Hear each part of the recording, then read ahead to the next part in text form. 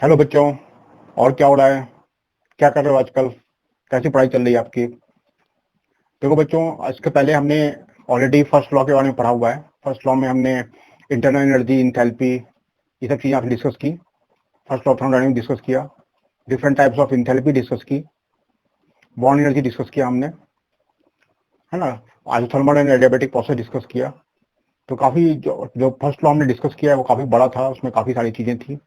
इसको हमने 3 लेक्चर में ऑलरेडी हमने डिस्कस, 4 लेक्चर में टोटल डिस्कस किया है। तो आज का जो हमारा लेक्चर है बेसिकली वो किस लिए है? This for second law of thermodynamics. So second law of thermodynamics हम देखेंगे। सेकंड लॉ ऑफ थर्मोडायनेमिक्स को देखने के पहले हम ये जानने की कोशिश करेंगे कि आखिर फर्स्ट लॉ में आखिर क्या प्रॉब्लम थी जिसकी वजह से हमें सेकंड लॉ की जरूरत पड़ी। फर्स्ट लॉ से हम सब कुछ नहीं निकाल पा रहे थे, सब चीज नहीं पता चल पा रही थी, तो हमें सेकंड लॉ के बारे में देख सोचना पड़ा। तो सबसे पहले हम ये डिस्कस करेंगे कि limitation of first law of thermodynamics, limitation of first law of thermodynamics.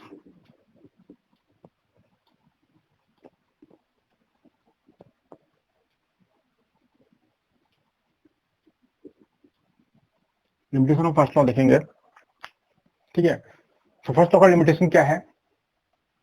इसमें देखो, जैसे कोई भी प्रोसेस होता है, जैसे जैसे मान लो दो बॉडी है, एक हॉट बॉडी है,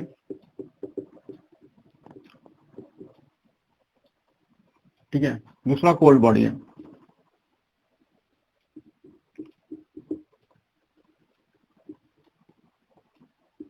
इसका टेम्परेचर T1 है, इसका टेम्परेचर T2 है, ठीक है। तो फर्स्ट लॉ जैसा कि था आपका, क्या था आपको पता ही है, law of conservation of energy. Energy can neither be created not be destroyed, it can be converted into one form into another. तो है ना, एनर्जी ना ही क्रिएट की जा सकती है ना डिस्ट्रॉय की जा सकती है, एक फॉर्म से दूसरे फॉर्म में कन्वर्ट की जा सकती है। तो इसमें हम देखेंगे कि अगर हम फर्स्ट लॉ को थर्मोडायनामिक्स को अप्लाई करें इसमें, तो आप देखोगे कि हीट का फ्लो जो है वो कोल्ड बॉडी से, हॉट बॉडी से कोल्ड बॉडी की तरफ होगा। Heat can be flow from this part two this part, ठीक है। तो यहाँ से यहाँ हीट का फ्लो होगा। लेकिन आपको अगर हम फर्स्ट लॉ की बात माने तो इसमें क्या होगा, जैसे कोल्ड बॉडी से हॉट बॉडी की तरफ भी हीट का फ्लो हो सकता है। It can so flow, heat can flow. इसका टेम्परेचर और कम होता चला जाए, इसका टेम्परेचर बढ़ता जाए। Heat can be flow from this point two this point, है ना। ऐसा हो सकता है। फर्स्ट लॉ कहता है भाई एनर्जी कंजर्वेशन लॉ है, तो ही इसकी एनर्जी और कम कर दी हमने तो इसकी एनर्जी बढ़ गई, ठीक है, इसके टेम्परेचर को और कम कर दिया हमने। तो इसका मतलब फर्स्ट लॉ तो कहता है कि हीट जो है कोल्ड बॉडी, हॉट बॉडी से कोल्ड बॉडी की तरफ भी मूव कर सकती है, और heat can move from cold body to hot body की तरफ भी मूव हो सकता है। लेकिन क्या ऐसा होता है प्रैक्टिकल एग्जामिनेशन में? ना, प्रैक्टिकल लाइफ में ऐसी चीजें होती हैं? नहीं होती है। कोल्ड बॉडी से हॉट बॉडी की तरफ हीट का फ्लो नहीं होता है, ठीक है। Heat can't flow from cold body to hot body, ठीक है। तो इसके लिए हम लोग क्या करेंगे, है ना। तो ये आपने देखा कि हीट का फ्लो इधर नहीं होता है, तो इस चीज को एक्सप्लेन नहीं कर पाता है फर्स्ट लॉ। ये एक्सप्लेन नहीं कर पाता है कि आखिर हीट का फ्लो जो कि फर्स्ट लॉ के अकॉर्डिंग हो सकता है, लेकिन प्रैक्टिकल लाइफ में कोल्ड बॉडी से हॉट बॉडी की तरफ हीट का फ्लो नहीं होता है। तो ये चीजें, direction of flow of heat को फर्स्ट लॉ पूरी तरह एक्सप्लेन नहीं कर पाता है, ठीक है। अब देखो, दूसरी बात इसमें ये होती है, जैसे अगर मान लो वाटर का जैसे फ्लो है, ये केस 1 हमने डिस्कस किया। केस 2 में अगर आप देखो तो वाटर जो है यहाँ से नीचे की तरफ मूव करता है, अपर पार्ट से लोअर पार्ट की तरफ वाटर का मूवमेंट होता है। Water can flow from higher level to lower level, ठीक है। लेकिन अगर हम देखें, है ना, हाई से लो की तरफ वाटर का फ्लो होता है, यानी कि, है ना, यानी कि इसमें क्या होता है, यहाँ पर इसकी पोटेंशियल एनर्जी है, potential energy can be converted into kinetic energy. यहाँ पर आने पर काइनेटिक एनर्जी में कन्वर्ट हो जाती है पोटेंशियल एनर्जी, और काइनेटिक एनर्जी फिर अगेन कन्वर्ट हो सकती है पोटेंशियल एनर्जी में। तो वाटर का फ्लो जो है ऊपर से नीचे की तरफ आ रहा है, लेकिन नीचे से ऊपर की तरफ वाटर का फ्लो नहीं होता रियल लाइफ में, अगर आप देखो तो, है ना। उसमें पंप वगैरह लगाना पड़ता है, लेकिन प्रैक्टिकली अपने आप नहीं होता है वाटर का फ्लो, ठीक है। तो इस चीज को भी फर्स्ट लॉ नहीं एक्सप्लेन कर पा रहा था कि आखिर ऐसा क्यों होता है, इस चीज को फर्स्ट लॉ नहीं बता पाते हैं, ठीक है। तो ये सब था, जो ये जो भी हमने डिस्कस किया है ना, ये सब हमने बताया आपको, जिसकी limitation of first law of thermodynamics. तो उसमें फर्स्ट लॉ जो है बेसिकली, है ना, जैसे आप एक और चीज नहीं बता पाता फर्स्ट लॉ, अगर आप देखो तो, जैसे कोई हीट इंजन है ना, तो यहाँ पर कोई भी वर्क है, कोई भी वर्क आप करते हो, तो आप जैसे हाथ को, ठीक है, जैसे आप हाथ को ऐसा रगड़ते हो, तो ये वर्क जो है हीट में बदल रही है, लेकिन क्या सारी हीट वर्क में बदल सकती है? ठीक है, नहीं बदल सकती। जैसे एक स्टीम इंजन का कॉन्सेप्ट होता है, इसमें आप देखोगे, है ना, इसको पॉज करके आप नोट कर सकते हो, work can be converted into heat. तीसरा एप्लीकेशन इसका आप केस 3 देख सकते हो, केस 3, ऑल द हीट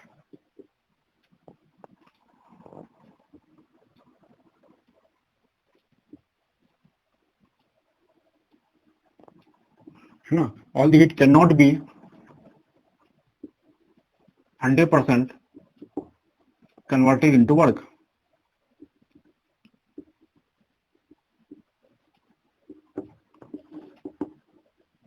है ना, all the heat can not be converted into work.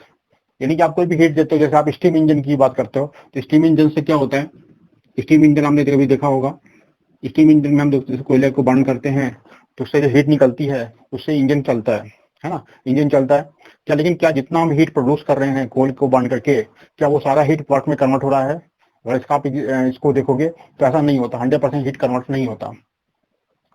ठीक है, तो इसमें इसका मतलब क्या हुआ कि ये फर्स्ट लॉ का थर्मोडायनामिक्स जो है यहाँ पे इनवैलिड हो रहा है ना, क्योंकि उसने कहा था कि एक एनर्जी दूसरी एनर्जी में कन्वर्ट हो रही है। ठीक है, लेकिन सारा हीट यहाँ वर्क में कन्वर्ट नहीं हो रहा है, कुछ पार्ट हीट के फॉर्म में ही रह जा रहा है ना। इसमें हम लोग ऐसा देख सकते हैं कि इफिशिएंसी ऑफ हीट इंजन की बात करते हैं, efficiency of heat engine, efficiency of heat engine, heat engine, है ना। जैसे ये सोर्स लेते हैं, ये सोर्स है ना, इसका टेम्परेचर T1 है, ये अपने कुछ हीट जो है देता है, वर्क में इसमें कन्वर्ट होता है, हीट इसमें कन्वर्ट होता है।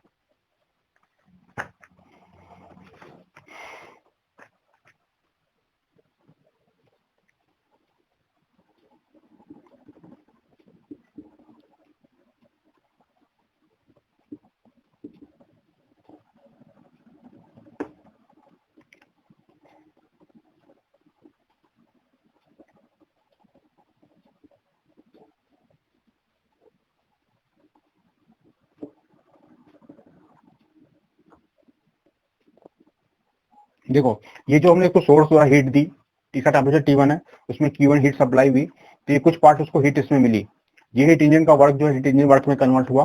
रेस्ट जो बची हुई हीट है, जो वर्क में नहीं कन्वर्ट हो पाई, वो Q2 के फॉर्म में यहाँ निकल गया, और इसको हम लोग सिंक करते हैं, इसका टेम्परेचर T2 है ना। तो इसमें आप कह सकते हो कि आपने इसमें देखा, इससे एग्जाम्पल से भी समझ रहे हो कि सारी हीट जो है वो वर्क में कन्वर्ट नहीं हो रही है, कुछ पार्ट ऑफ हीट जो है वो सिंक में चली जा रही है। ठीक है, तो यहाँ से आप देख सकते हो कि इफिशिएंसी ऑफ हीट इंजन की अगर हम बात करें, इफिशिएंसी ऑफ हीट इंजन जो है, efficiency of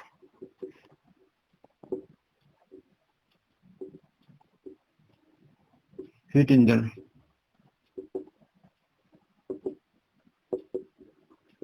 output upon input, output upon input के देखेंगे, आउटपुट अपॉन इनपुट, आउटपुट कितना हो रहा है, Q1 हीट दे रहे हो और Q1 का कुछ पार्ट इसमें इंजन में कन्वर्ट हो रहा है, यानी कि इसमें कह सकते हो Q1 माइनस Q2 अपॉन, है ना, Q1 इनपुट के फॉर्म में दे रहे हैं। ठीक है, ठीक है, Q1 माइनस Q2 को आप W अपॉन Q1 भी कह सकते हो, ये वर्क के फॉर्म में कन्वर्ट हो रहा है। और इसको आप ऐसा भी लिख सकते हो, T1 minus T2 upon T1, है ना, इस तरह से भी हम इसको कह सकते हैं, इफिशिएंसी ऑफ हीट इंजन है। ठीक है बच्चों,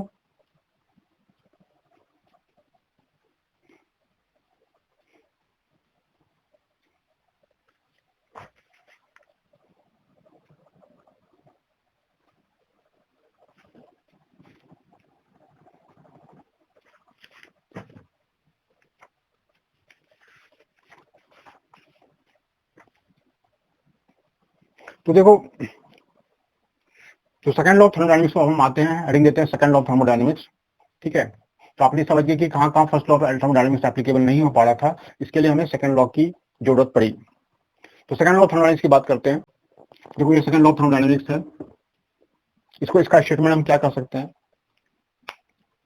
ठीक है, इसके बारे में हम आगे बताएंगे, इसके स्टेटमेंट को हम बाद में सबसे लिखाएंगे आपको। इसके पहले आप ये समझो कि second law of thermodynamics strain क्या करता है, वो बताता है स्पॉन्टेनिटी ऑफ द प्रोसेस, है ना। स्पॉन्टेनियस प्रोसेस क्या बताता है, स्पॉन्टेनियस प्रोसेस।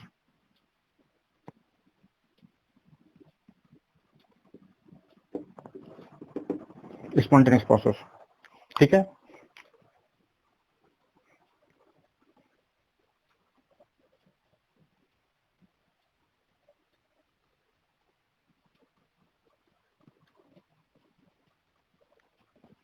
ठीक है, तो इसमें आप देखोगे स्पॉन्टेनियस प्रोसेस सबसे पहले हम देखें तो क्या होता है, a process under the given set of condition, under the given set of condition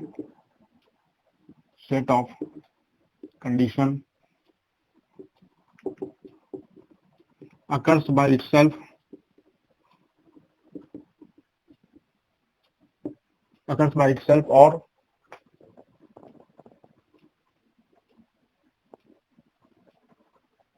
और after some initiation, after some, या तो अपने आप हो सकता है या किसी इनिशिएशन के थ्रू हो सकता है। इनिशिएशन, ठीक है, इसका मैं आपको एग्जांपल दे रहा हूं। तो स्पॉन्टेनियस प्रोसेस की बात करें तो इसमें आप देखोगे सबसे पहले अगर हम देखें, जो प्रोसेस अपने आप होता है, तो प्रोसेस अकर्स बाय इटसेल्फ।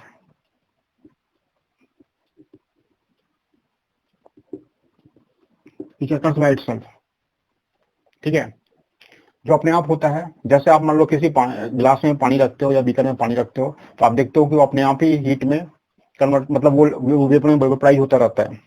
ये क्या करता है, मान लो आपने एक बीकर में वाटर को रखा, तो वाटर के अंदर, वाटर को जो रखा, तो ये वाटर अपने आप ही लिक्विड जो है इट कन्वर्टेड इनटू वेपर। यानी आप कह सकते हो कि H2O लिक्विड का H2O वेपर में बदलना, ये प्रोसेस क्या है, स्पॉन्टेनियस प्रोसेस है, अपने आप होता है ना। ये अपने आप सराउंडिंग से हीट एब्जॉर्ब करता है और वेपर में बदलता रहता है।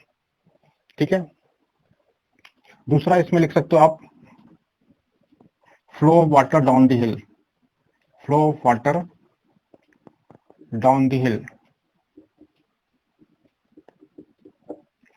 नीचे की तरफ वाटर का फ्लो करना, ये भी प्रोसेस क्या है, स्पॉन्टेनियस है।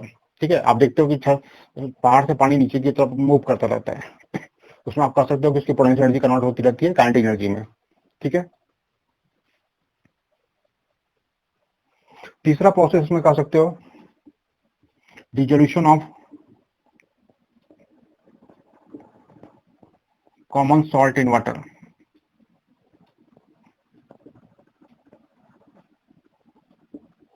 ठीक है, जैसे आप देखते हो कि आप एक बीकर लेते हो, उसमें पानी लेते हो, उसमें नमक को मिलाते हो। ठीक है,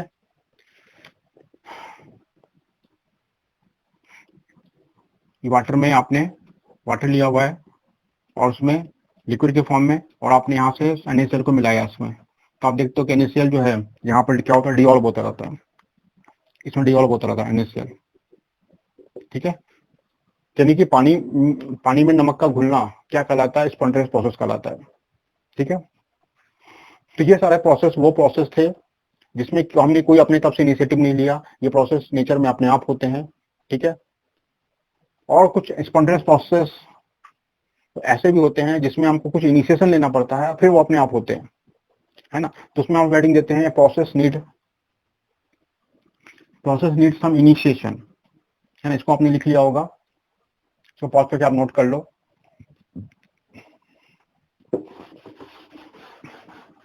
तो हेडिंग देते हैं spontaneous process need some initiation, spontaneous process need some initiation, spontaneous process need some initiation। Need some initiation, है ना।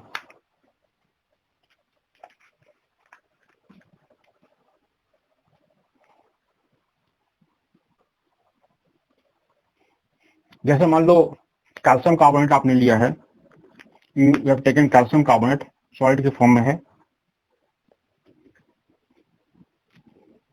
सॉलिड के फॉर्म में इसको कुछ आप हीट देते हो, it will converting into CaO solid plus CO2 gas. इसमें हमने क्या किया, स्टार्टिंग में कुछ हीट दे दी इसको, हीट देने से क्या हुआ, ये डिकम्पोज हो रहा है कैल्शियम कार्बोनेट, कैल्शियम ऑक्साइड और CO2 में। तो ये प्रोसेस स्पॉन्टेनियस है, लेकिन इस प्रोसेस के होने के लिए हमको स्टार्टिंग में कुछ अपने तरफ से हीट देनी पड़ती है ना, तो इट नीड सम इनिशिएशन। ठीक है, और देखो H2 plus O2, H2 gas plus half O2 gas converting into H2O liquid, H2 liquid में बदलना। तो इसके लिए हमें क्या करना पड़ता है, हाइड्रोजन ऑक्सीजन को कंबाइन करके वाटर में कन्वर्ट करना। It needs some electrical spark, है ना। यहाँ पर इलेक्ट्रिकल स्पार्क कराते हैं हम इसमें, इलेक्ट्रिकल स्पार्क, जिससे ये H2 लिक्विड में बदलता रहता है। ठीक है, तो आपने अभी तक देखा बच्चों की स्पॉन्टेनियस प्रोसेस दो तरह के हो सकते हैं, जो अपने आप हो सकते हैं नेचर में, लेकिन कुछ प्रोसेस ऐसे भी हैं जिनमें कुछ इनिशिएटिव लेना पड़ता है इनिशियली, और उसके बाद वो अपने आप होते रहते हैं। और अब हम देखेंगे इसके बाद नॉन स्पॉन्टेनियस प्रोसेस, जो प्रोसेस स्पॉन्टेनियस होते ही नहीं है, नॉन स्पॉन्टेनियस प्रोसेस की बात करेंगे। ठीक है, तो इसको आप बहुत अच्छे से नोट कर सकते हो, non spontaneous process.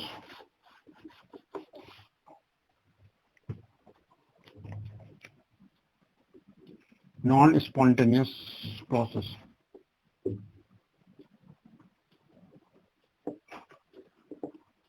Non spontaneous process की बात करते हैं। ये प्रोसेस वो होते हैं, ये नेचर में न तो अपने आप होते हैं, और ये प्रोसेस तभी तक होते हैं जब तक आप किसी एक्सटर्नल एजेंसी द्वारा कुछ वर्क करते हो। ठीक है, जैसे फॉर एग्जांपल हम लिख सकते हैं flow of water up the hill, flow of water up the हिल, पानी का ऊपर की तरफ जाना। जैसे आप अपने घर में भी आपने पंप यूज किया होगा, तो सबमर्सिबल पंप जो होते हैं वो क्या होते हैं, वो उसको हम लोग इलेक्ट्रिसिटी देते हैं, उससे वो क्या होता है कि उसमें पानी ऊपर नीचे से ऊपर की तरफ मूव करता है। ठीक है, लेकिन ये प्रोसेस नेचर में अपने आप नहीं होते, ये तभी तक पानी ऊपर जाता रहता है जब तक हम बाहर से कुछ इलेक्ट्रिसिटी सप्लाई करते हैं। ठीक है, तो flow of water up the हिल जो है, this is non spontaneous process. ठीक है, और दूसरा आप कह सकते हो कि H2O liquid converting into H2 gas plus half O2 gas, ये प्रोसेस भी क्या है, नॉन स्पॉन्टेनियस है।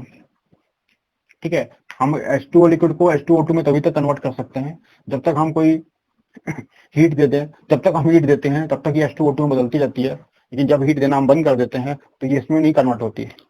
ये प्रोसेस कौन सा प्रोसेस हो गया, नॉन स्पॉन्टेनियस प्रोसेस हो गया।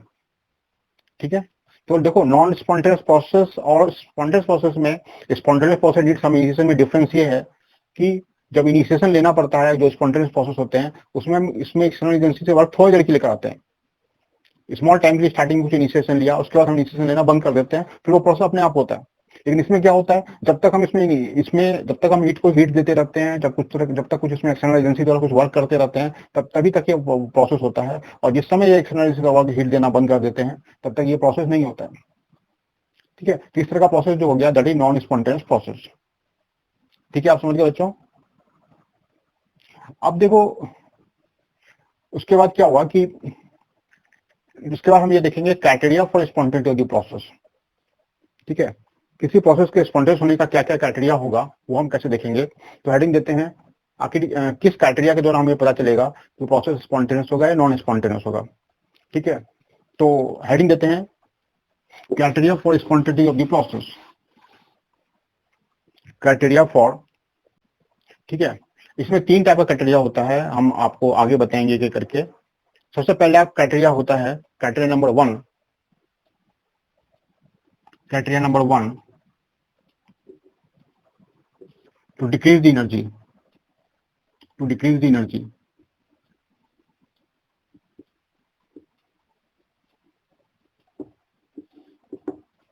कोई भी प्रोसेस तभी तक होता है आपको पता होगा कि कोई भी चीज जिसमें एनर्जी इतनी ज्यादा रहती है उसकी स्टेबिलिटी उतनी कम होती रहती है। तो उसका मतलब ये हुआ, सबसे पहले ये देखा गया किसी प्रोसेस को स्पॉन्टेनिटी होने के लिए, ये देखा गया कि उस प्रोसेस का अगर एनर्जी कम होता है तो प्रोसेस स्पॉन्टेनियस होता है। ठीक है, इफ एनी टाइम उसमें किसी भी तरह से उसके अंदर आप देखोगे कि उसके अंदर अगर आप देखोगे किसी से एनर्जी डिक्रीज कर रही है तो प्रोसेस क्या होगा, स्पॉन्टेनियस होगा। ठीक है, तो सबसे पहले इसमें देखते हैं, है ना, इसमें देखेंगे तो इसमें देखेंगे हम डेल्टा एच निगेटिव, यानी कि प्रोसेस डेल्टा एच निगेटिव का मतलब ये होगा कि एक्सोथर्मिक प्रोसेस की बात करेंगे हम। Exothermic process delta H negative, किसी प्रोसेस का डेल्टा एच निगेटिव होता है यानी उसमें एनर्जी रिलीज हो रही है, वो प्रोसेस स्पॉन्टेनियस होगा, ऐसा दिखा गया स्टार्टिंग में। यानी बहुत सारे प्रोसेस से देखे गए जिस प्रोसेस में डेल्टा एच निगेटिव था, एनर्जी डिक्रीज कर रही थी और वो प्रोसेस स्पॉन्टेनियस था। ठीक है, तो उसमें कौन कौन से प्रोसेस हो सकते हैं वो आप कैसे देखोगे।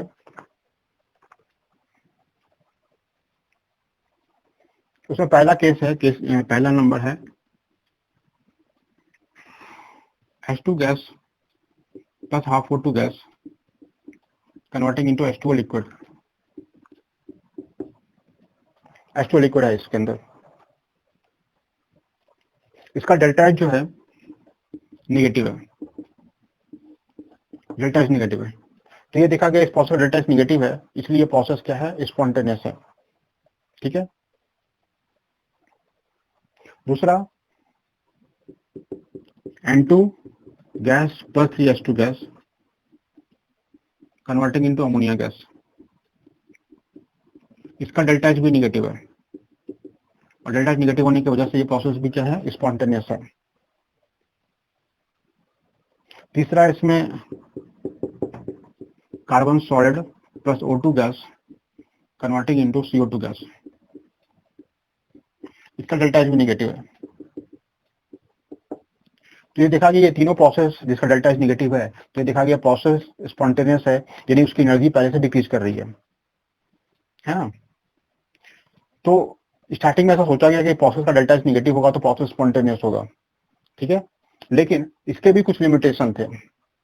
डेल्टा एच का निगेटिव होना इज ओनली क्राइटेरिया नहीं है प्रोसेस के स्पॉन्टेनियस होने के लिए। तो हेडिंग देते हैं लिमिटेशन ऑफ डेल्टा एच। ठीक है, तो लिमिटेशन ऑफ डेल्टा एच, अगर डेल्टा एच कुछ ऐसे प्रोसेस होता है जिसका हम आगे देखेंगे कि जिसका डेल्टा एच पॉजिटिव होता है लेकिन प्रोसेस स्पॉन्टेनियस होता है। तो हेडिंग देंगे limitation of delta H.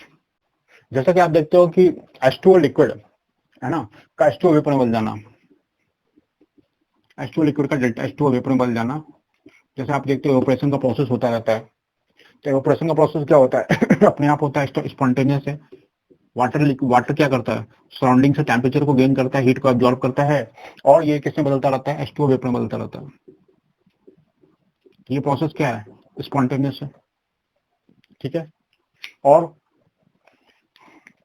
H2O solid converting into H2O liquid, तो सॉलिड जो है आइस जो होता है मेल्ट होती रहती है, आप देखते हो। इसमें भी प्रोसेस क्या हो रहा है, इन दोनों ही केस में डेल्टा एच क्या है, पॉजिटिव है। डेल्टा एच पॉजिटिव है यानी प्रोसेस क्या है, स्पॉन्टेनियस है। ठीक है, तो ये देख रहे सकते हो, यानी कि हम डेल्टा एच की क्राइटेरिया के द्वारा under the given set of condition, तो मैंने बताया कि under the given set of condition में ये भी आप ध्यान देना कि ये जैसे प्रोसेस है, जैसे H2O liquid converting into H2O vapour है। ठीक है, तो ये अगर टेम्परेचर को आप 0 डिग्री सेंटीग्रेड से कम कर देते हो, चाहे मान लो ये H2O solid converting into H2O liquid है, इसका टेम्परेचर 0 डिग्री सेंटीग्रेड से कम कर देते हो तो ये प्रोसेस स्पॉन्टेनियस नहीं होगा। लेकिन नॉर्मल टेम्परेचर जो हमारा क्या होता है, 25 डिग्री सेंटीग्रेड होता है। 25 डिग्री सेंटीग्रेड पर ये दोनों प्रोसेस स्पॉन्टेनियस होते हैं। ठीक है, तो हमने इसलिए आपको स्टार्टिंग में मेंशन किया कि under the given set of condition ये प्रोसेस स्पॉन्टेनियस होना चाहिए। ठीक है, हाँ, इसको आप नोट कर सकते हो।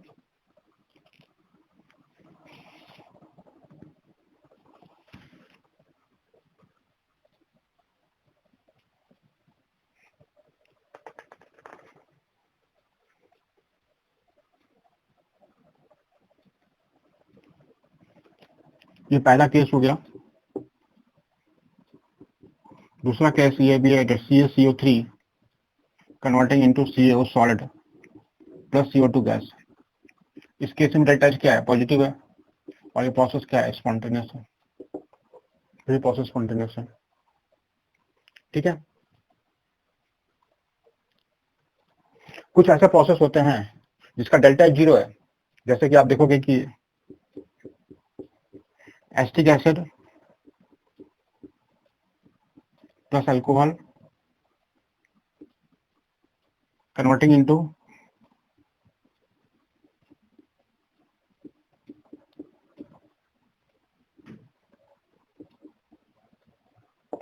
इसका डेल्टा एच 0 है, फिर प्रोसेस स्पॉन्टेनियस है। Acid plus alcohol formation of Easter plus water, इसका डेल्टा एच 0 है, फिर प्रोसेस स्पॉन्टेनियस है। ठीक है, इसको आप एरो सिंगल एरो से दिखा सकते हो।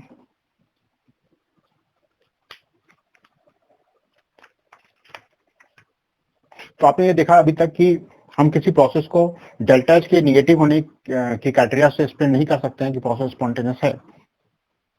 ठीक है, तो उसके बाद साइंटिस्ट लोगों ने ये देखा कि कुछ प्रोसेस जिसका डेल्टा एच निगेटिव पॉजिटिव है, उसको हम लोग एक्सप्लेन करते हैं with the help of entropy. Entropy की हेल्प से एक्सप्लेन करते हैं, है ना। तो इंट्रोपी क्या होती है उसका हम देखेंगे आगे।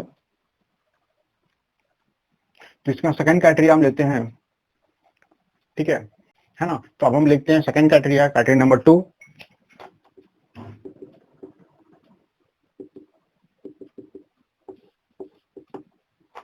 टेंडेंसी ऑफ मैक्सिमम रेंडमनेस, है ना। हेडिंग देते हैं टेंडेंसी ऑफ मैक्सिमम रेंडमनेस।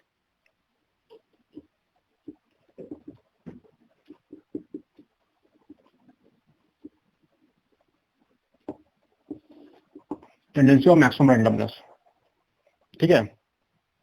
जैसे इसमें ये देखा कि रेंडमनेस क्या होती है, जैसे रेंडमनेस ऑफ मॉलिक्यूल को हम देखें, जैसे मान लो कि मैटर के 3 स्टेट्स हैं, और आप देखो तो सबसे पहला है सॉलिड, ये सॉलिड के फॉर्म में है। दूसरा इसमें लिक्विड है, इसमें मॉलिक्यूल थोड़े दूर दूर हैं, ये लिक्विड है। और तीसरा इसमें गैस है, इसमें मॉलिक्यूल और दूर दूर हैं, गैस है। और हम इन तीनों मैटर को देखें तो आप इसमें देखोगे कि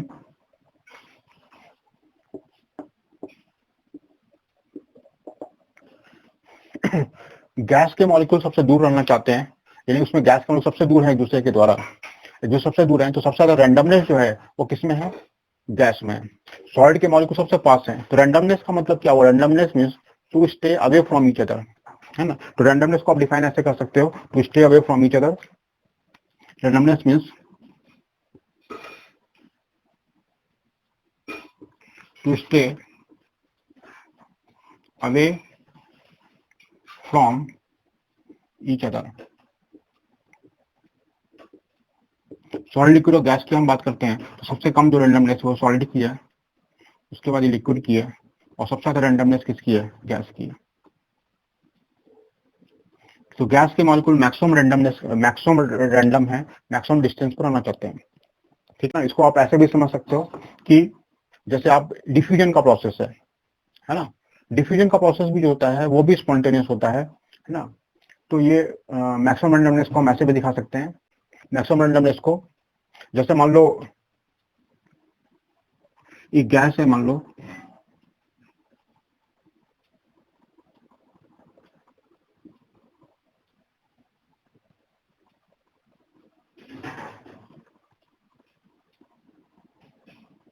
इसमें गैस ए के मॉलिक्यूल्स हैं,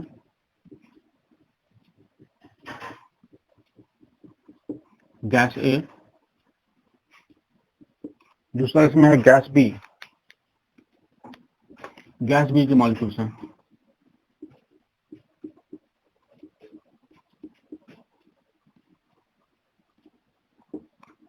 ये दूसरे दो सेपरेट हैं, स्टॉप कॉक है बीच में, स्टॉप कॉक।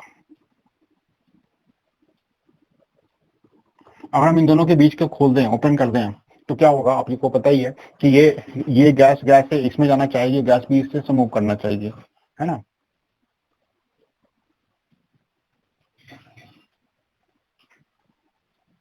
इसको अगर हम खोल देते हैं तो गैस ए के मॉलिक्यूल, गैस बी के मॉलिक्यूल यहाँ से निकल के यहाँ भी आएंगे, और गैस बी के मॉलिक्यूल जो है, सॉरी गैस ए के मॉलिक्यूल, गैस बी के मॉलिक्यूल यहाँ से आएंगे, और गैस ए के मॉलिक्यूल यहाँ से निकल करके कुछ मॉलिक्यूल इससे इसमें चले जाएंगे। तो इसको कहते हैं डिफ्यूजन। ये डिफ्यूजन का प्रोसेस होता है, क्यों होता है? ताकि गैस के मॉलिक्यूल अपने मैक्सिमम रैंडम कंडीशन में रहना चाहते हैं, मैक्सिमम डिस्टेंस पर रहना चाहते हैं, इसलिए मैक्सिमम रैंडमनेस की कंडीशन हो रही है इसके अंदर। ठीक है बच्चों, तो इन सब चीज को एक मैथमेटिकली एक टर्म के द्वारा हम एक्सप्रेस करते हैं, उस टर्म का नाम है इंट्रोपी। इंट्रोपी के बारे में देखेंगे हम। तो randomness is mathematically expressed in terms of entropy. Randomness is explained in terms of entropy। ठीक है, यानी हम ऐसा कह सकते हैं एंट्रोपी की बात करें अगर हम, तो सॉलिड लिक्विड और गैस की अगर हम बात करें, तो इसमें गैस ए के मॉलिक्यूल्स हैं, ये सॉलिड है,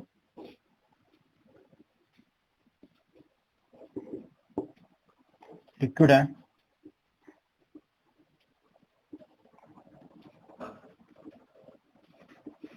और ये गैस है।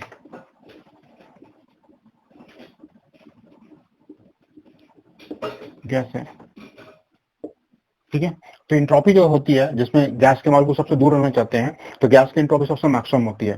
तो ऑर्डर ऑफ एंट्रोपी की हम बात करते हैं। ऑर्डर ऑफ एंट्रोपी सबसे कम सॉलिड की होगी, उसके बाद लिक्विड की होगी, और सबसे ज्यादा जो एंट्रोपी होगी वो गैस की होगी। ठीक है, तो ये एंट्रोपी का ऑर्डर होता है।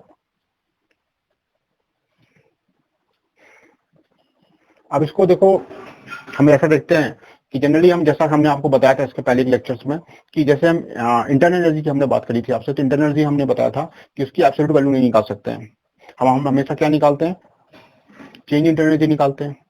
उसी तरह हमने आपको ये भी बताया था कि इंथैल्पी हम नहीं निकाल सकते, हम क्या निकालते हैं? चेंज इंथैल्पी निकालते हैं। उसी तरह एंट्रोपी की जहां तक बात है, तो एंट्रोपी भी हम इसकी एंट्रोपी जो है हम लोग नहीं निकाल पाते किसी भी सिस्टम की, हम हमेशा क्या निकालते हैं? चेंज एंट्रोपी निकालते हैं, चेंज एंट्रोपी। ठीक है, तो चेंज एंट्रोपी क्या होता है वो देखेंगे। चेंज एंट्रोपी होती है delta S is said to be the change entropy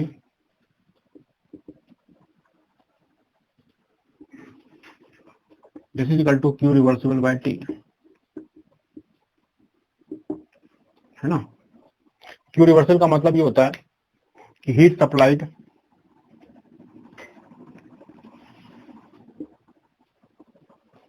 isothermally and reversibly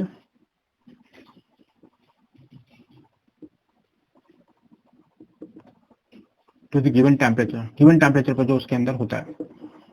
ठीक है, टेम्परेचर इन केल्विन। ठीक है, this is called change entropy, है ना। तो इसको हम लोग डेल्टा एस को कैसे रिप्रेजेंट कर सकते हैं? अगर क्यू रिवर्सिबली जूल के टर्म्स में है और टेम्परेचर केल्विन में है, तो डेल्टा एस क्या हो जाएगा? जूल पर केल्विन हो जाएगा। और अगर क्यू रिवर्सिबल जो आपको दिया गया है, जूल पर मोल दिया गया है, टी टेम्परेचर केल्विन में है, तो डेल्टा एस की वैल्यू क्या हो जाएगी? जूल पर मोल पर केल्विन, ये होगा। ठीक है, इस तरह से हम इसको रिप्रेजेंट कर सकते हैं। तो इंट्रोपी हम कैसे कैसे देख सकते हैं वो हम देखेंगे। देखते हैं points related to entropy.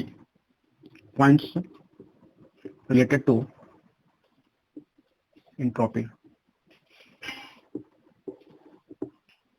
Related to entropy. सबसे पहले हम बात करते हैं फिजिकल स्टेट की।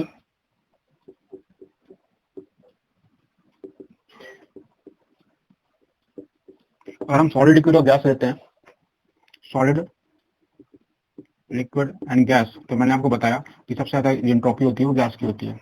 ठीक है, दूसरा intermolecular force. Intermolecular force, intermolecular force is inversely proportional to entropy. Intermolecular force जितना ज्यादा होगा उसकी एंट्रोपी उतनी कम होगी। ठीक है, एटॉमिसिटी, तीसरा है एटॉमिसिटी।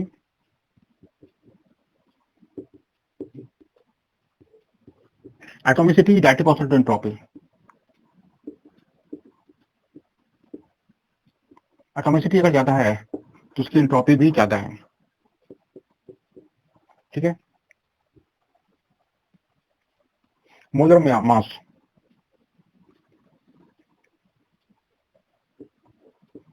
तो molecular mass directly proportional to entropy. जैसे O2 की एंट्रोपी जो होगी वो H2 से बड़ी ज्यादा होगी, ठीक है। तो ये सारे टर्म्स जो है वो एंट्रोपी से रिलेटेड हैं, इसको आप नोट कर सकते हो। इसमें एटॉमिसिटी की बात करें तो उसका भी एक एग्जांपल ले सकते हो। O3 की एंट्रोपी ज्यादा होगी देन O2 की होगी देन O की होगी, ठीक है। इस तरह से एंट्रोपी होगी इसके। इस पर थोड़ा सा क्वेश्चन देख लेते हैं हम लोग। ये दिया गया आपको, इसमें डेल्टा एस हम कैसे निकालेंगे। तो डेल्टा एस जो होता है जैसा कि आपको पता है, delta S equal to delta H upon T, है ना। डेल्टा एच अपॉन टी क्यों लिखेंगे, क्योंकि हमने हमारा बेसिक फॉर्मूला क्या था, क्यू रिवर्सिबल था बाय टी। तो क्यू रिवर्सिबल जो क्यू हीट सप्लाइड है कांस्टेंट प्रेशर क्या कहलाता है, डेल्टा एच कहलाता है। डेल्टा एच बाय टी भी लिख सकते हैं उसको, ठीक है। तो यहाँ डेल्टा से हमें निकालना है, ठीक है। तो यहाँ पर क्या हो जाएगा, डेल्टा एच की वैल्यू हमने पुट कर दी, डेल्टा एच इक्वल टू हो जाएगा 40.63 अपॉन टी, टेम्परेचर 373 केल्विन है ना। इसे डेल्टा एच आ जाएगा, तो हो जाएगा 109/3 होगा, तो 109 जूल पर केल्विन पर मोल, है ना। और 1 mole of gas, 1 mole of liquid, यानी कि आप 18 ग्राम ऑफ वाटर जो है, 18 ग्राम ऑफ वाटर के ऑपरेशन करने पर हमें जो हीट मिलती है वो कितनी मिलती है, चेंज एंट्रोपी कितनी होती है, 109 होती है। तो 36 ग्राम ऑफ वाटर हम लेते हैं तो कितने, 109/18 इंटू 36, ये हो जाएगा, यानी कि 2 हो जाएगा, यानी 218 हो जाएगा उसका, ठीक है। तो ये 218 जो है जूल पर केल्विन, है ना। ये जूल पर केल्विन इतनी चेंज एंट्रोपी होगी इसके, ठीक है। तो इस तरह के बेसिक बेसिक क्वेश्चन पर आते हैं। अब इसमें एक चीज और देखते हैं, predicting the sign of delta S in a chemical reaction. Predicting the sign of delta S in chemical reaction.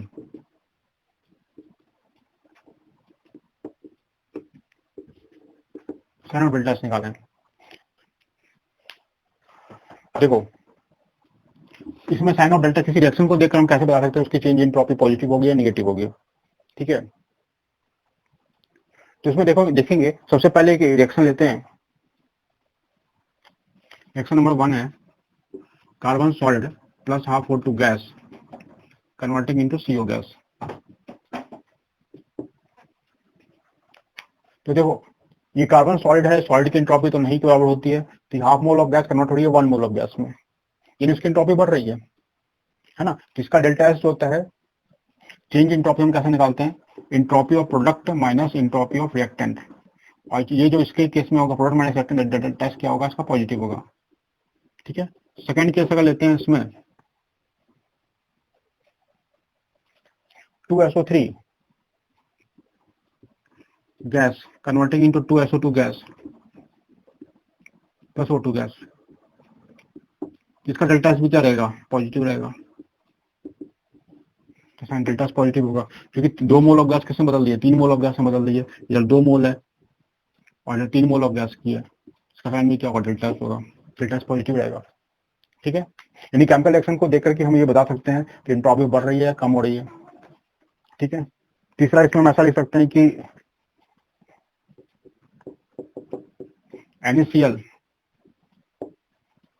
NaCl solid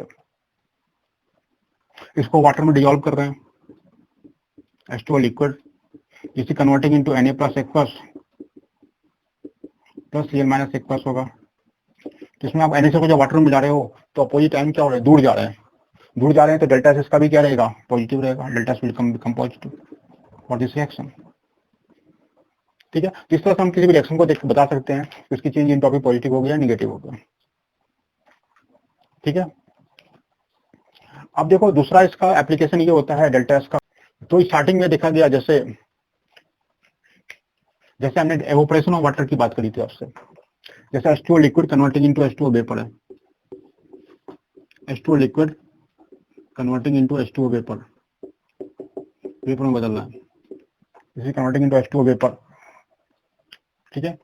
तो H2O लिक्विड का वेपर में बदलना ये प्रोसेस स्पॉन्टेनियस है।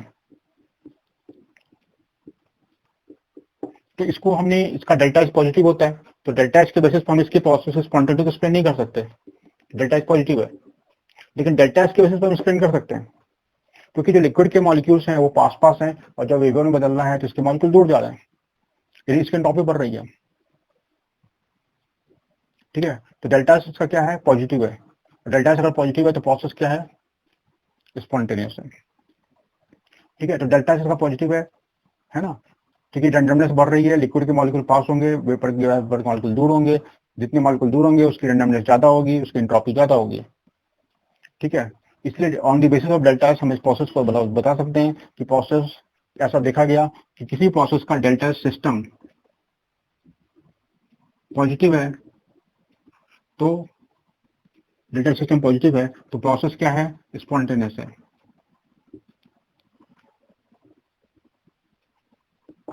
डेल्टा सिस्टम जीरो है तो प्रोसेस इक्विलिब्रियम में है,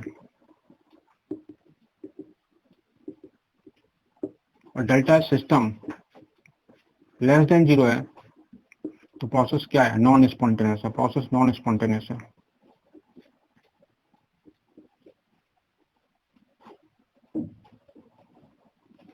नॉन स्पॉन्टेनियस है, ठीक है। लेकिन इसके भी कुछ लिमिटेशंस होंगे, लिमिटेशन ऑफ डेल्टा एस, इसको देखेंगे। लिमिटेशन ऑफ डेल्टा सिस्टम, जैसे हमने डेल्टा एच का देखा पहले कि बहुत से प्रोसेस का डेल्टा एच नेगेटिव था, प्रोसेस स्पॉन्टेनियस था, फिर हमने ये देखा कि कुछ प्रोसेस का डेल्टा एच पॉजिटिव है, फिर प्रोसेस स्पॉन्टेनियस है। तो उन प्रोसेस को स्पॉन्टेनिटी को हमने डेल्टा एच के हेल्प से एक्सप्लेन किया, और फिर ये बताया कि डेल्टा सिस्टम और किसी प्रोसेस का पॉजिटिव होगा तो प्रोसेस स्पॉन्टेनियस होगा, लेकिन still there are some process in which delta is negative, delta system is negative but the process is spontaneous. इसका एग्जांपल मैं देना चाहूंगा, जैसे आपके घर में फ्रिज होता है, तो आप देखते होंगे कि जब आप उसके फ्रीजर में आप उसको, है ना, फ्रीजर में ये फ्रिज है,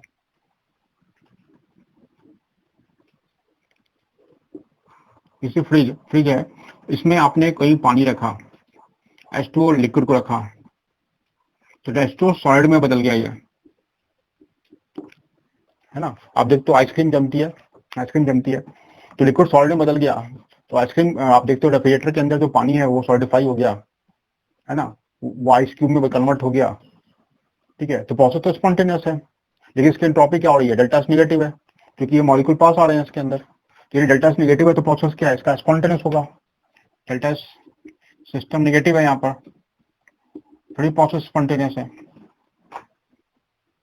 है कि नहीं, क्योंकि अंदर का टेम्परेचर कितना रहेगा, -2 डिग्री सेंटीग्रेड हो सकता है, -4 डिग्री सेंटीग्रेड हो सकता है, तो सिस्टम क्या होगा, इसका डेल्टा सिस्टम नेगेटिव है, प्रोसेस स्पॉन्टेनियस। तो हम डेल्टा सिस्टम को देख करके प्रोसेस के स्पॉन्टेनिटी को नहीं एक्सप्लेन कर सकते हैं, है ना। तो हमको उसको सराउंडिंग को भी देखना पड़ेगा, जैसे कि आप देखोगे कि रेफ्रिजरेटर जिस रूम में रखा रहता है या किचन में, आपके घर के किचन में रखा हुआ है, तो वो जितनी अंदर कूलिंग करता है उससे ज्यादा हीट सराउंडिंग में रिलीज करता है, ठीक है। कूलिंग जितना करता है, जितना एंट्रोपी को सिस्टम की कम करता है, उससे ज्यादा हीट सराउंडिंग में रिलीज करता है वो, ठीक है। तो सराउंडिंग में रिलीज करता है ना, तो सराउंडिंग में रिलीज करता है, उससे ज्यादा हीट रिलीज करता है। अगर मान लो डेल्टा सिस्टम, अगर हम देखें यहाँ पर डेल्टा सिस्टम, अगर इसका मान लो -10 है सपोज करो, तो डेल्टा सराउंडिंग जो होगा, उसके चारों तरफ का जो सराउंडिंग होगा, हम सिर्फ सिस्टम को देख के बस प्रोसेस की स्पॉन्टेनिटी को नहीं बता सकते, हमें सराउंडिंग को भी देखना पड़ेगा। तो डेल्टा सराउंडिंग जो डेफिनेटली इसमें क्या होगा, आप देखोगे तो इसके अंदर डेल्टा सराउंडिंग की वैल्यू +20 होगी, है ना। तो सिस्टम की एंट्रोपी तो कम हो रही है, लेकिन सराउंडिंग एंट्रोपी बहुत बढ़ रही है, यानी डेल्टा टोटल की बात करें, डेल्टा टोटल जो होगा, T is equal to delta system plus delta surrounding, ये दोनों को हमें देखना पड़ेगा। और जिस भी प्रोसेस का डेल्टा टोटल जो होगा वो ग्रेटर देन अगर 0 होगा तो प्रोसेस क्या होगा, स्पॉन्टेनियस होगा। This will be spontaneous,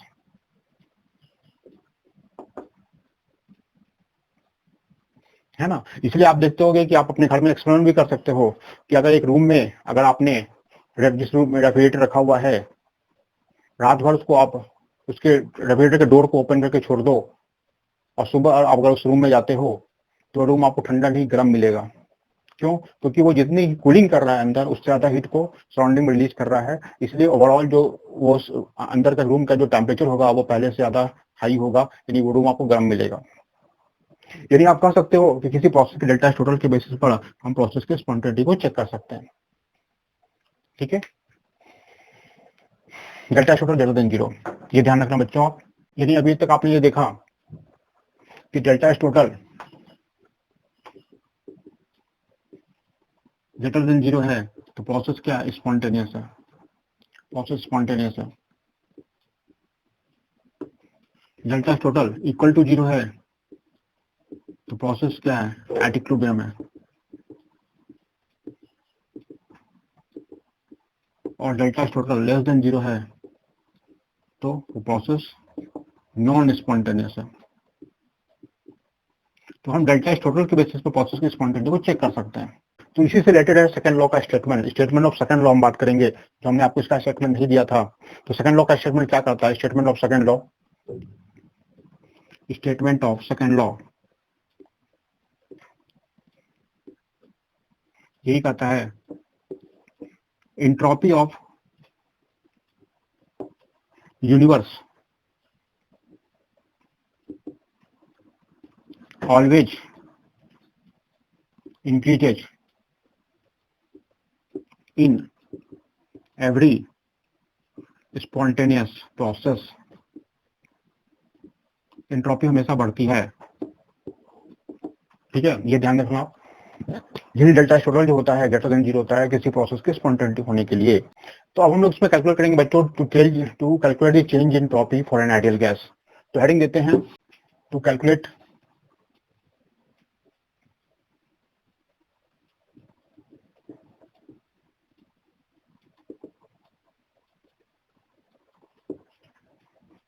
of an ideal gas.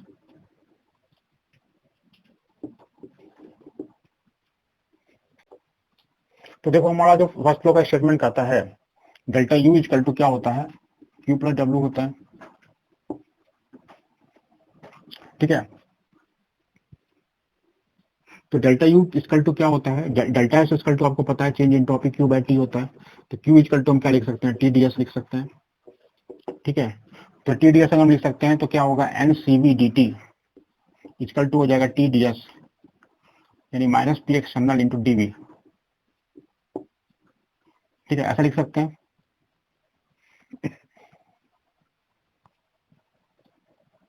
तो यहाँ पर हम ऐसा लिख सकते हैं कि T D S equal to N C V D T और पी इक्वल टू क्या होगा, minus N R T by V into D V, ये हो जाएगा। तो हमें अगर हम चेंज इन प्रॉपर्टी निकालनी है तो डी एस निकल टू क्या हो जाएगा, डी एस इक्वल टू, है ना, N C V D T upon T plus N R D V upon V. ठीक है, तो यहाँ पर एंट्रोपी जो होगी S1 टू S2 हो जाएगी और टेम्परेचर कितना हो जाएगा T1 टू T2 और वॉल्यूम कितना होगा V1 टू V2, यही हो जाएगा। तो यहाँ पर क्या हो जाएगा, इसमें हो जाएगा S2 minus S1 equal to हो जाएगा NCV log T2 upon T1 plus NR log V2 upon V1, ये हो जाएगा। इक्वल टू डेल्टा एस, ये डेल्टा एस के इक्वल होगा। ठीक है, तो ये फॉर्मूला आया जब हमें वॉल्यूम के टर्म्स में आ गया। अगर हमें कोई इसमें प्रेशर के टर्म्स में कैलकुलेट करना है, आप इसको पॉज करके नोट कर सकते हो बच्चों। इन टर्म्स ऑफ प्रेशर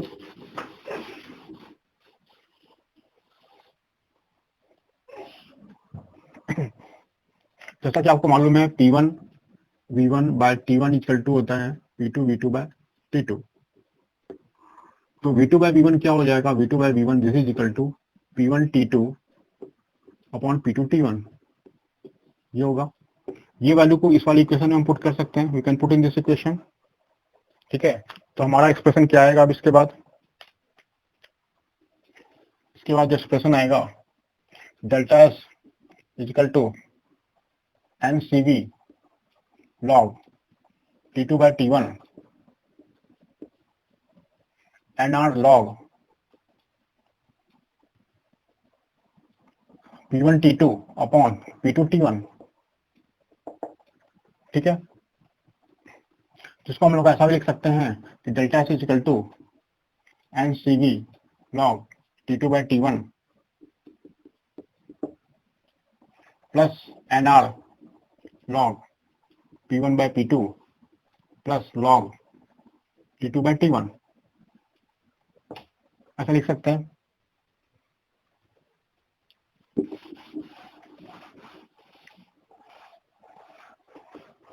ठीक है,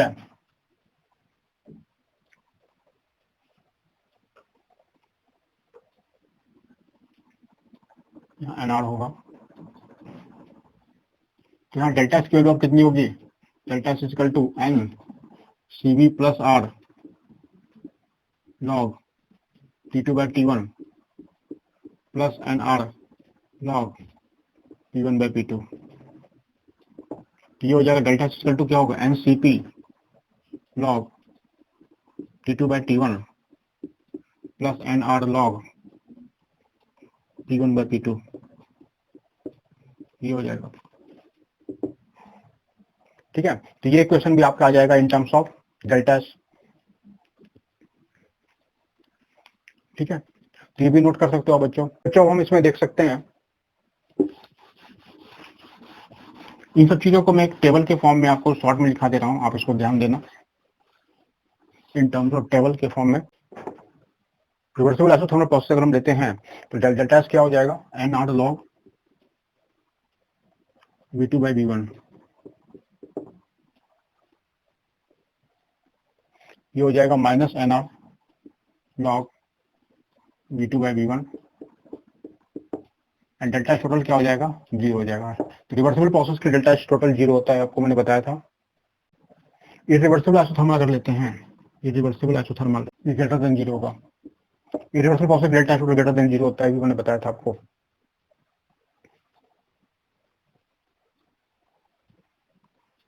रिवर्सिबल एडियाबेटिक,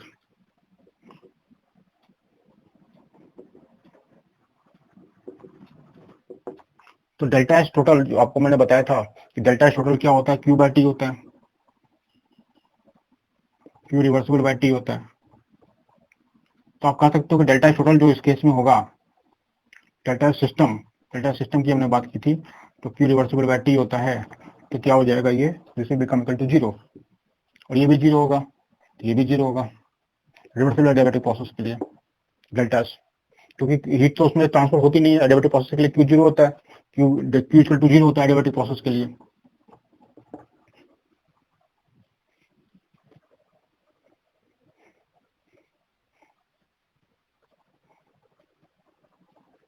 इरिवर्सिबल एडियाबेटिक की बात करते हैं, irreversible adiabatic,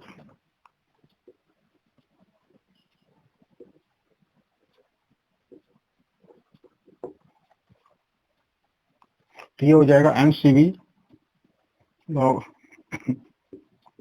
T2 by T1 plus N R log V2 by V1, और ये 0 का सराउंडिंग 0 होगा क्योंकि हीट सप्लाई होगी नहीं अंदर की तरफ, है ना, तो ये ग्रेटर देन 0 होगा।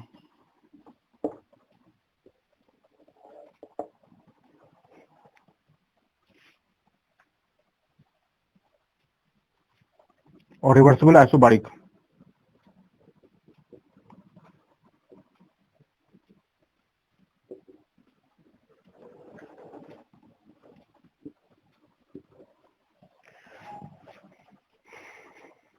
ये होगा NCP log T2 by T1 और ये हो जाएगा minus NCP log T2 by T1 और ये इक्वल टू 0 हो जाएगा। और रिवर्सिबल आइसोकोरिक की बात करते हैं।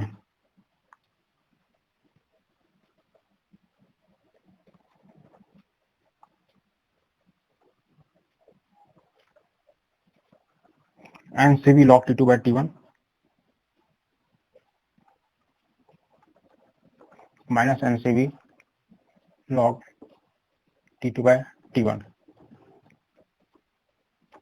इक्वल टू 0 होगा। ये भी 0 होगा। इस तरह के केसेस हैं बच्चों, आप इसको ध्यान से देखना। इसमें कब केस में कौन सा फॉर्मूला अप्लाई होगा इसको आपको देखना होगा। तो ठीक है बच्चों, नेक्स्ट लेक्चर में हम लोग देखेंगे entropy, sorry Gibbs free energy देखेंगे और थर्ड लॉ ऑफ थर्मोडायनामिक्स देखेंगे नेक्स्ट लेक्चर में।